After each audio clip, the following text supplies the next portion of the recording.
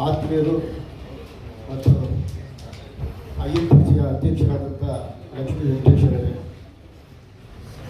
ಉಪಾಧ್ಯಕ್ಷಗಳಾದಂಥ ಬಿಡು ದಿವಾಕರ್ ಅವರೇ, ಹರಿಪ್ರಸಾದ್ ಅವರೇ, ಪಾಟೀಲ್ ಅವರೇ, ಸುನೀಲ್ ಅವರೇ ಮತ್ತು ಎಲ್ಲ ಜಿಲ್ಲಾ ಅಧ್ಯಕ್ಷರುಗಳೇ, ವೇದಿಕೆ ಮುಂಭಾಗದಲ್ಲಿ ಆಸೀನರಾಗಿರುವಂಥ ಮತ್ತು ನ್ಯಾಷನಲ್ ಕೋಆರ್ಡಿನೇಟರ್ ಆದಂಥ ಮಮತಾ ಅವರೇ, ವೇದಿಕೆ ಮುಂಭಾಗದಲ್ಲಿ ಆಸೀನರಾಗಿರುವಂಥ ಎಲ್ಲ ಗೌರವಾನ್ವಿತ ಕಾಂಗ್ರೆಸ್ ಮುಖಂಡರುಗಳೇ, ಅಸಂಘಟಿತ ಕಾರ್ಮಿಕರ ಕಾಂಗ್ರೆಸ್ ಪದಾಧಿಕಾರಿಗಳೇ, ಈಗಾಗಲೇ ವೇದಿಕೆ ಮೇಲೆ ಉಪಸ್ಥಿತಿರುವ ಎಲ್ಲ ಮುಖಂಡರುಗಳು ಭಾಳಷ್ಟು ವಿಚಾರಗಳು ತಮ್ಮ ಮುಂದೆ ಇಟ್ಟಿದ್ದಾರೆ.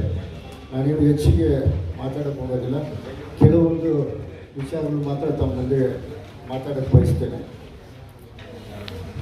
ಈಗ ನಮ್ಮ ಒಂದು ಅಸಂಘಟಿತ ಕಾರ್ಮಿಕರ ಕಾಂಗ್ರೆಸ್ಗೆ ಇದು ಒಂದು ಭಾಳ ಒಂದು ಚಾಲೆಂಜಿಂಗ್ ಕಾರ್ಯಕ್ರಮ ಆಯಿತು.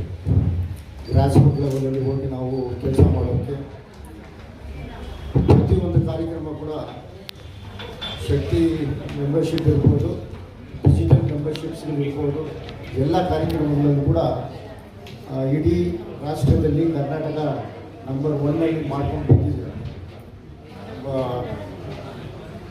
ರಾಜ್ಯ ಅಧ್ಯಕ್ಷರಾದಂಥ ಮಂಜುನಾಥ್ ಅವರ ನೇತೃತ್ವದಲ್ಲಿ ನಂಬರ್ 1 ಮಾಡ್ಕೊಂಡು ಬಂದಿದೆ.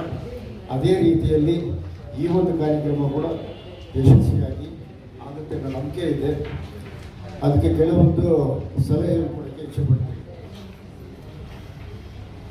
ರಾಷ್ಟ್ರದ ಅಧ್ಯಕ್ಷರಾದಂಥ ಉದಿತ್ ರಾಜ್ ಅವರು ಹೇಳಿರೋ ಪ್ರಕಾರ ಅಟ್ಲೀಸ್ಟು ರಾಜ್ಯದಲ್ಲಿ ಮೊದಲನೇ ಹಂತದಲ್ಲಿ 1,000 ಗ್ರಾಮಗಳನ್ನ ಭೇಟಿ ಆಗಬೇಕು ಅನ್ನೋದು ಅವ್ರು ಹೇಳಿರೋವಂಥದ್ದು.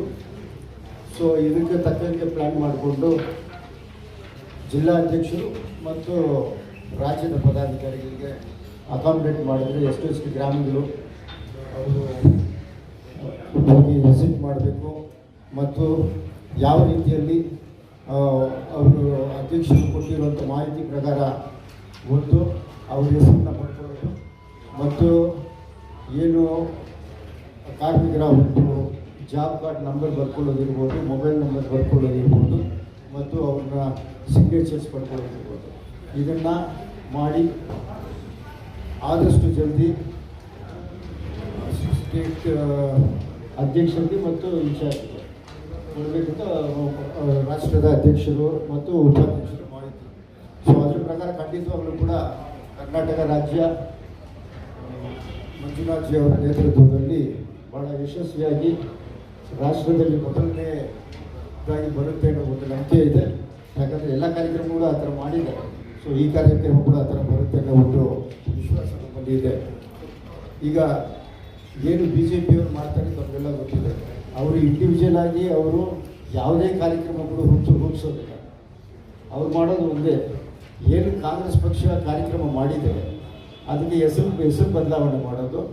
ಅದರಲ್ಲಿ ಅವ್ರು ಏನು ಮಾಡಿದಾರೋ ಅದರಲ್ಲಿ ಒಂದು ಸ್ವಲ್ಪ ಚೇಂಜಸ್ ಮಾಡಿ ಅವರು ಒಂದು ಹೊಸ ನಾಮಕರಣ ಮಾಡೋದು. ಈ ಕಾರ್ಯಕ್ರಮವನ್ನೇ ಅವರು ಪಕ್ಷ ಅವರ ಅಧಿಕಾರಕ್ಕೆ ಬಂದಿದ್ದರಿಂದ ಮಾಡ್ಕೊಂಡು ಬರ್ತಾ ಇದ್ದಾರೆ.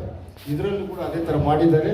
ಇದನ್ನು ನಾವು ಪ್ರತಿಭಟಿಸಿ ನಮಗೆ ಯಾರು ಕಾರ್ಮಿಕರಿಗೆ ಅನುಕೂಲ ಆಗುತ್ತೋ ಅದನ್ನು ಆದಷ್ಟು ಜಲ್ದಿ ನಾವು ತಗೊಂಡು ಬರೋಕ್ಕೆ ಪ್ರಯತ್ನ ಮಾಡಿ. ಇವಾಗ ಅಧ್ಯಕ್ಷರು ಹೇಳಿದ ಥರನೇ ಇದು 1 ದಿವಸ 2 ದಿವಸ ಕಾರ್ಯಕ್ರಮ ಇಲ್ಲ, ನಾವು ಸತತವಾಗಿ ಪ್ರಯತ್ನ ಮಾಡಿದ್ರೆ ಮಾತ್ರ ಇದರಲ್ಲಿ ನಾವು ಯಶಸ್ವಿ ಕಾಣಿಸ್ತೀವಿ ಅಂತ ಈ ಸಂದರ್ಭದಲ್ಲಿ ಅಂತ ಇವತ್ತು ಕ್ರೀಡಾಕಾಶ ಮಾಡಿಕೊಟ್ಟಂಥ ಅಧ್ಯಕ್ಷರು ಮತ್ತು ವೇದಿಕೆಯಲ್ಲಿ ಇರುವಂಥ ಎಲ್ಲ ಗೆಳೆಯರು ಕೂಡ ನಾನು ನಮಸ್ಕರಿಸ್ತಾ ಧನ್ಯವಾದಗಳು ಹೇಳಕ್ಕೆ ನನ್ನ ಮಾತು ಮುಗಿಸ್ತೀನಿ. ಜೈ ಕರ್ನಾಟಕ, ಜೈ ಕಾಂಗ್ರೆಸ್.